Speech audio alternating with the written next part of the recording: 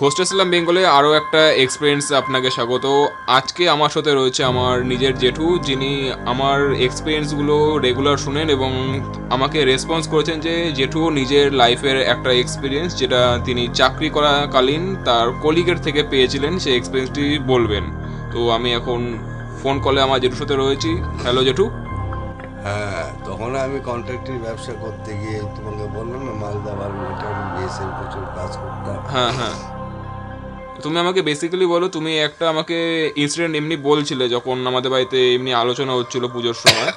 তখন তুমি আমাকে বলছিলে যে তোমার কোনো একটা কালিগ, তুমি ওখানে থেকে কাজ করতে প্রথম কথা, আবার তোমার একটা হ্যাঁ, যে কালিগ তখন ছিল সে নাকি।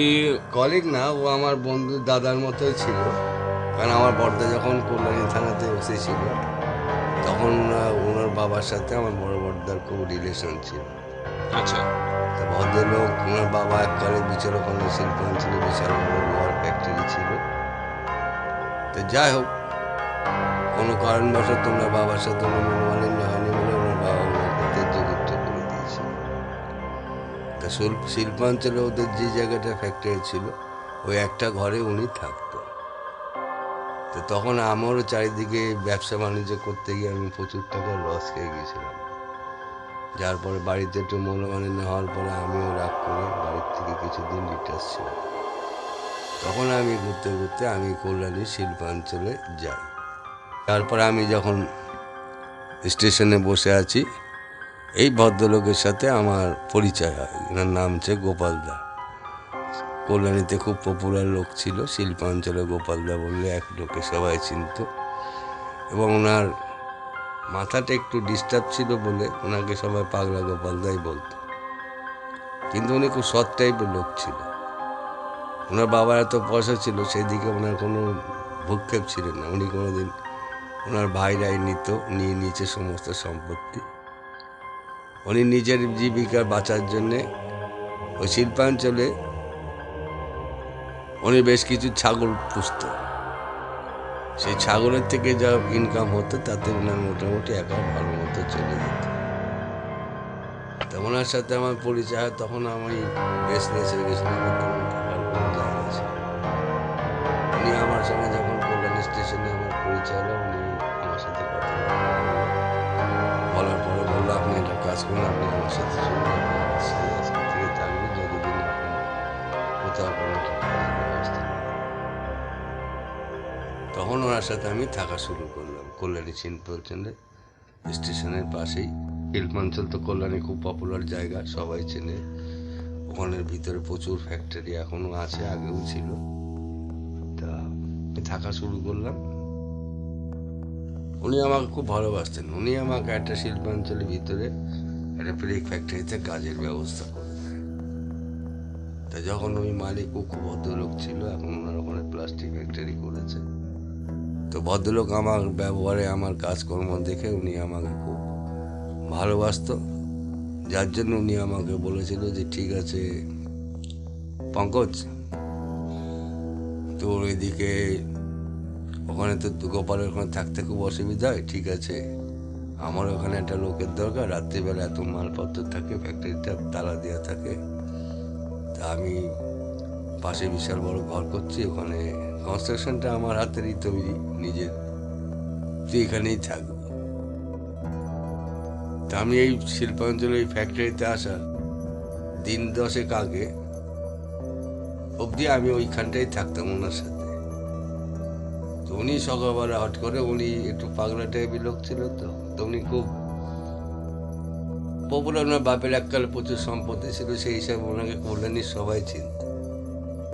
উনি একটু পরোপকারী ছিল।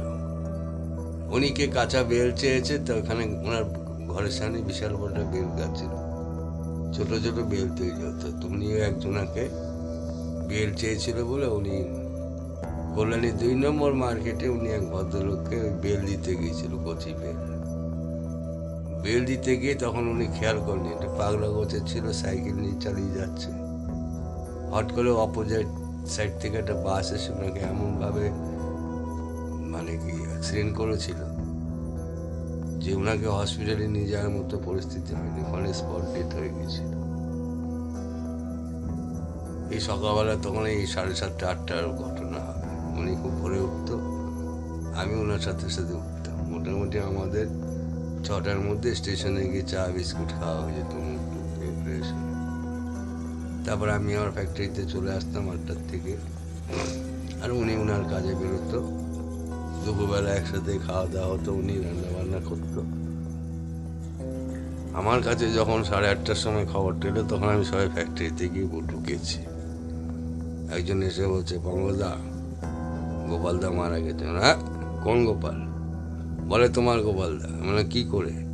বলে 2 নম্বর মার্কেটে বাসে চাপা পড়েছে, ধাক্কা দিয়েছে। চাপা বলতে ধাক্কা দিয়েছে, সাইডে এমনভাবে লেগেছে, মাথাটা ব্রেনে ওখানে স্পট ডেথ হয়ে গেছে, ব্লাড বেরিয়েছে।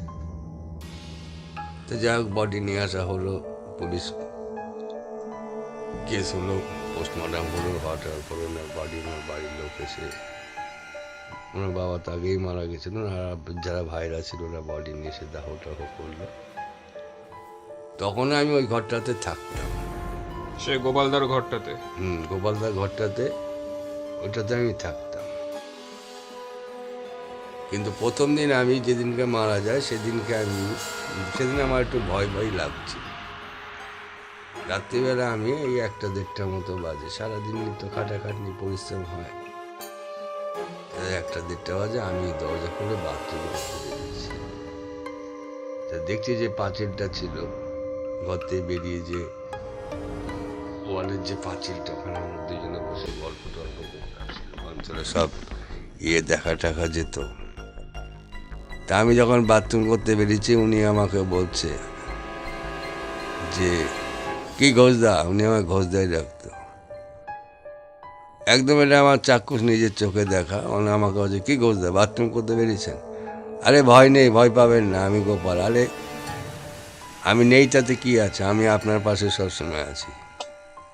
মানে এমন একটা বিষয় হয়েছিল যে মানুষটা সকাল 7:30টার সময় বাসে সঙ্গে সাইকেলের অ্যাক্সিডেন্ট করে মারা যায়, সে ওই দিনকে রাত্রেবেলা পাঁচিলে বসে তোমার সাথে কথা বলছে। হ্যাঁ, আমাকে বলছে, আপনি ভয় পাবেন না, আপনার ভয়ের কি আছে, আমি আপনার কোনো ক্ষতি করবো না, আপনাকে বরং আমি গার্ড দিয়ে রাখবো, আপনি ভয় পাবেন না, আপনি বাথরুম গিয়ে শুয়ে পড়েন, আপনার কেউ কিছু করতে হবে না, আমি যতক্ষণ আছি। আমি তুমি কি এটা দেখেছিলে না আওয়াজ পেয়েছিলে? না না, আমি ওনাকে দেখছি, চাক্ষুষ উনি বসে আছে। কেমন দেখতেছিল?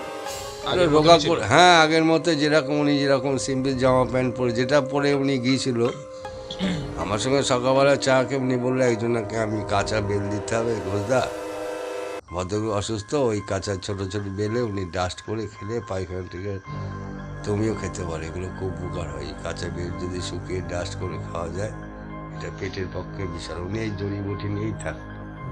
সময়টা কখন ছিল? রাত্রে? এটা যখন আমাকে উনি এই কথাটা বলছে, তখন ওই রাত্রি 1:30-2টো হবে। আমি তখন বাথরুম চেপেছি, বাথরুম করতে বেরিয়েছি, কসিবল লেটটা খুলে বেরিয়েছি, দেখছি যে উনি ওখানে বসে রয়েছে। প্রথমে আমি অতটা গুরুত্ব নিয়ে থতমত খেয়ে গেছি।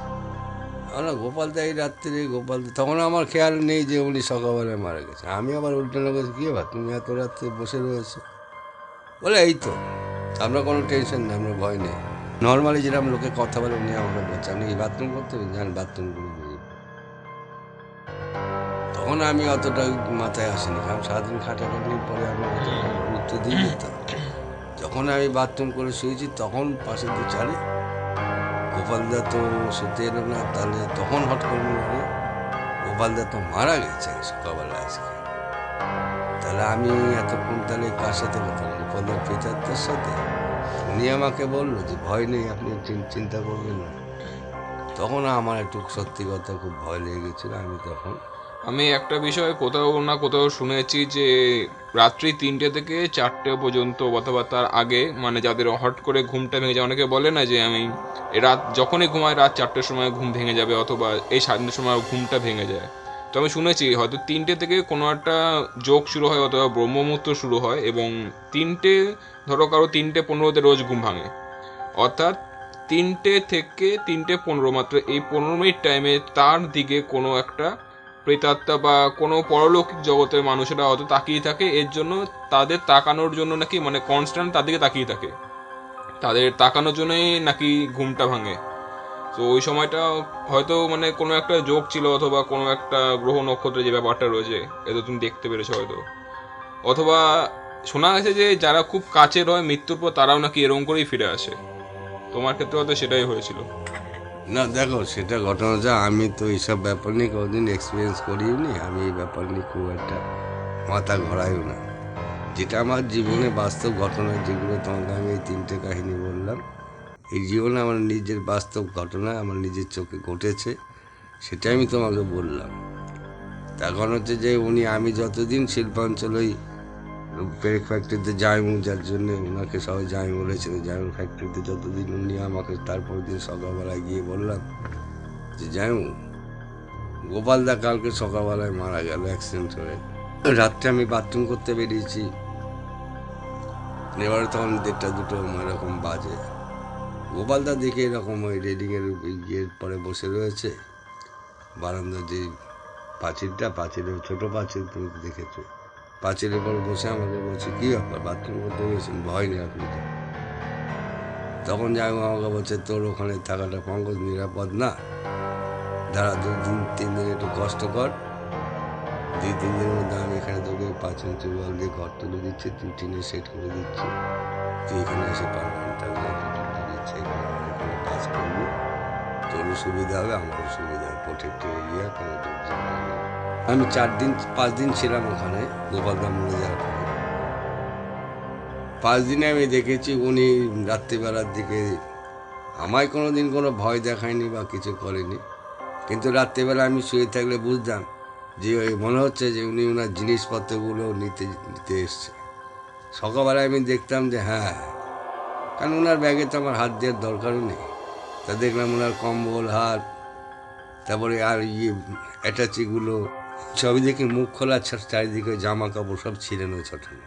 হ্যাঁ, একটা কথা বললো যে তুমি যেই ঘরে থাকতে কি সেই ঘরে কি উনার জিনিসপত্র ছিল বা উনি থাকতো? হ্যাঁ হ্যাঁ, দুইজনে একই সাথে থাকতাম পাশাপাশি, যেমন একটা ঘরে দুইজনে থাকে, আচ্ছা। একদম পাশাপাশি, একই ঘরে একই মেঝেতে একটাই বিছানা হতো, দুইজনে আমরা শুতাম, 2 ভাই। কারণ উনারই বিছানা, উনারই বালিশ, উনারই সব কিছু, উনারই কম্বল, উনারই বাসনপত্র, উনার ওই আলমারি, স্টিলের আলমারি সবই উনারই ছিল, আমার কিছুই ছিল না। আমার খালি একটা ব্যাগে কতগুলো জামা প্যান্ট ছিল, যেগুলো জামা প্যান্ট লুঙ্গি, এগুলো একটা মানুষের চলতে গেলে, যেমন যদি তুমি হোটেলে যাও তোমাকে তো কিছু জিনিস নিয়ে থাকতে হবে, সেরকমই আমার কাছে ওই একটা ব্যাগের মধ্যে আমার কতগুলো জামা প্যান্ট, গামছা, লুঙ্গি এসব ছিল। রান্না বান্না, খাওয়া, থাকা, একসাথে থাকা, একই বিছানার মধ্যে, সব কিছু উনারই ছিল। এরপর কি হয় গোপালদার ব্যাপারটায়? তারপর আমি গোপালদা যখন দেখছি 4-5 দিন, উনি আমায় কোনো ভয় টয় দেখানি, বা যেমন লোকে বলে ভূতে অট্টহাসি হাসে, ভয় দেখায়, যেমন এই ভদ্রমহিলা আমাকে বলেছিল তোকে আজকে ছেড়ে দিলাম, আমি এরপরের দিন ছাড়বো না। গোপালদা আমাকে চিরকালই, যে কদিন আমি 4-5 দিন ছিলাম, ততদিন আমার ঘরটা রেডি না হচ্ছে, উনি আমায় গার্ড করেছিল। তবে প্রথম দিনে দেখার পরে দ্বিতীয় দিন থেকে উনিকে আমি দেখিনি, উনি আমার সামনে আসেনি, ভয় দেখায়নি, তবে বলতো, দূর থেকে আমি শুনতে পারতাম ঘোষদা, উনি আমায় ঘোষদা বলেই ডাকতো, মনে হচ্ছে যেন উনি বারান্দায় বসে আছে, ঘোষদা ভয় নেই, আমি বারান্দায় আছি, আপনি ঘুমান, কেউ আপনার কিছু করতে পারে না, যতদিন ইচ্ছা আপনি এখানে থাকেন, আমি আছি। তবে আমাকে একটা কথা বলে, ঘোষদা আমি তো নেই, আপনার খাওয়ার খুব কষ্ট হচ্ছে, কারণ একসাথে রান্না করতাম, দুজনে খেতাম, এখন তো নিশ্চয়ই আপনাকে হোটেলেই খেতে হচ্ছে, হোটেলে খাওয়া তো শরীরের পক্ষে খুব একটা ভালো না। তেমনি আমাকে বলতো আস্তে আস্তে জিনিসপত্র, আমার এই বাসনপত্র নিয়ে গিয়ে আপনি ওই স্যান্ডেলওভার ওখানে রান্না বান্না করে খাবেন, তো থাকার আপনার, উনি কী করে বুঝতে আমি জানি না, বলে আপনি তো এই স্যান্ডেলওভার এই ঘরটা হয়ে গেলে তো আপনি চলে যাবেন, তখন তো আমি মানে আবার এই একা কথাগুলো তখনই হতো যখন রাত্রেবেলা তুমি লাইট অফ করে হ্যাঁ, ঘরে শুতে, তখনই এগুলো শুরু হতো? হ্যাঁ, তখনই আমাকে বলতো যে আপনি চলে গেলে তো 4-5 দিন পরে চলে যাবেন, কিন্তু ঘোষদা আমি যতদিন এখানে কিছু না হচ্ছে ততদিন আমি এখানেই থাকবো, কারণ আমার বাড়ির থেকে, ফ্যামিলি থেকে ডিটাচ হওয়ার পরে এই ফ্যাক্টরিতে তো আমাদেরই ছিল, তবে থেকে আমি ফ্যাক্টরিতেই রয়েছি, এটা আমার নিজের ঘর, ভাড়া এখন আমি দিই না সরকারকে, কিন্তু ঘটনা হচ্ছে আমার এখানে হাঁটানোর ক্ষমতা কারণ নেই। তো উনি তো আমি 4-5 দিন ছিলাম, আমি ওনার কথা শুনেছি, কিন্তু ওনাকে আমি এই প্রথম দিনই চাক্ষুষ দেখেছিলাম, যেদিনকে উনি সকালবেলায় মারা গিয়েছিল। সেই দিনই রাত্রেবেলা দেখলাম যে উনি এরকম পাঁচিলের পরে বসে রয়েছে, যে জামা প্যান্টটা পরে সকালে গিয়েছিল ওই জামা প্যান্টটা পরেই উনি বসে আছে। আচ্ছা। তারপরে উনি আমার সঙ্গে, আমি বাথরুমে বেরিয়েছি, আমি যখন রাত্রিবেলায় 10টা 10:30 এসে এই ঘরে ঢুকেছি, আমি আমার মতো তখন দেখে এসে শুয়ে পড়তাম হাত পা ধুয়ে। যতক্ষণ আমার ঘুম না আসতো বলতো, ঘোষদা ভয় নেই, আমি আছি, আপনি নিশ্চিন্তে, আপনাকে কোনো ক্ষতি করেন না, আপনি ঘুমান। সকালবেলা তখন আবার কাজে যেতে হবে সেনারুল। তারপরে আমি সেনারুল ফ্যাক্টরিতে যখন পাকাপাকি থাকার ব্যবস্থা করলাম, তারপরে ওনাকে, আমি ওদিকে একটা যেতামও না, ওনার সঙ্গে আর খুব একটা দেখা হয়। অর্থাৎ তুমি উনার প্রেজেন্স মানে উনার অস্তিত্ব খালি উনার ওই বাড়িটুকুর মধ্যেই পেয়েছিলে, আর তখন এই সব কথা হতো। তারপরে সত্যি কথা বলতে আজকে সরস্বতী পুজো 2024 চলছে, আর কথা বা কোনো রকম মানে প্রেজেন্স ফিল করেন ওনার ব্যাপারে আর? না না, তারপরে উনি আমাকে কোনোদিনই উনি আমাকে কোনো ভয়ও দেখায়নি বা কিছু করেনি। আমি তো সেনারুল ওখানে 5-6 বছর ছিলাম, তা আমি তো একাই থাকতাম, আমার সামনে কোনোদিন উনি আসেনি, আমাকে কোনো দেখাও করেনি। এগুলো যে আমার নিজের, এগুলো বানানো, এগুলো যে আমার নিজের বাস্তব ঘটনা, যেগুলো আমি তোমাকে 3টে কাহিনী বললাম, এটা আমার নিজের জীবনে ঘটেছে। ওর এমন এগুলো সাধারণত নিজেদেরই হয়, যেমন আমাদের নতুন বাড়িটা যখন বানানো হচ্ছিল, তুমি যখন সন্ধ্যেবেলার দিকে সেগুলো তদারকি করতে গিয়ে, লাইট সাধারণত ছাদের দিকে ছিল না, কারণ ঘর পুরো কমপ্লিট হয়নি তখন। তখন অনেক সময় শুনেছিলাম যে ছাদের মধ্যে কাঁঠাল গাছ যেখানে আছে সেই এরিয়ায় তেল ভাজার গন্ধ, সিঙ্গারার গন্ধ, অদ্ভুত কথা। সেখানে কোনো আমাদের এই লোকাল এরিয়াতে মিনিমাম 500 মিটারের মধ্যে কোনো চপের দোকান বা এসব কোনো দোকানই নেই। না না, সেটা আমি যখন রাত্রেবেলা, তোমরা যখন পাড়ায় ছিল, আমি তখন খাদিতে একাই ঘুরতাম, গরমকাল মুড়িটুও খেতাম। তবে আমি রাত্রেবেলা, সেটা একটা বড় ভামবিড়াল ছিল, ভামবিড়ালেরও পায়ে আওয়াজ হতে পারে, বা এখন আমি জানি না, আমি চাক্ষুষ তো কিছু দেখিনি, তাই ভামবিড়ালটা তো এখনও আছে, মাঝে মাঝে ডিস্টার্ব করে, সে সাইজে অনেক বড়। তা ঘটনা হচ্ছে যে, হ্যাঁ, গন্ধ পেয়েছি, চপ ভাজা, বিশেষ করে চপের গন্ধ তো আসতে, বেগুনি টেগুনি ভাজলে তো খুব একটা গন্ধ বেরোয় না। আমি যখন তোমাদের এই ছাদ দিয়ে হাঁটতাম, তখন আমি তখন এই চপের গন্ধ পেতাম। তখন রাত কটা বাজে তাও হাঁটতে যখন? তখন এই 8:30 9টা। সেই সময় তো আপাতত এই আমাদের এরিয়াতে, যেটা কারণ টাউন সম্পূর্ণ হয়নি, সেখানে তো সাধারণত লোকে ডিনার করে, তো সেই সময় তো কেউ স্ন্যাক্স বা চপ ভাজবেই না। না, আর সব থেকে বড় কথা, চপের গন্ধটা আসতে হচ্ছে কাঁঠাল গাছের কোনা থেকে। ওই দিক থেকে আসতো। আর কাঁঠাল গাছের কোনায় আমাদের বাড়ি শেষ, আর আশেপাশে প্রায় 1 কাঠা অঞ্চলের মধ্যে কোনো জমি নেই। না, 1.5 কাঠার মধ্যে কোনো ইয়ে নেই। আর অত দূর থেকে ওই ছাদে চপের গন্ধ আসাটাও একটা দুরূহ ব্যাপার। তো এইটিই ছিল আজকে আমাদের ঘোস্ট অ্যাসাইলাম বেঙ্গলের এক্সপিরিয়েন্স। আরও এরকমই অনেক নতুন নতুন হন্টেড এক্সপিরিয়েন্স শোনার জন্য আপনার স্ক্রিনে থাকা বাঁদিকে অথবা ডান দিকের ভিডিও বক্সে ক্লিক করুন, এবং আপনিও যদি আপনাদের ঘটনা আমাদের সঙ্গে শেয়ার করতে চান, তো দেখুন আমাদের ডেসক্রিপশন বক্সে একটি ইমেল আইডি রয়েছে, এবং সেই ইমেল আইডিতে আপনার ভয়েস অথবা আপনার ঘটনাটি লিখে পাঠাতে পারেন। তো আশা করছি পরবর্তী এক্সপিরিয়েন্সগুলো আরও বেশি ক্রিপি এবং হন্টেড হবে। তো দেখা হচ্ছে পরের সপ্তাহে।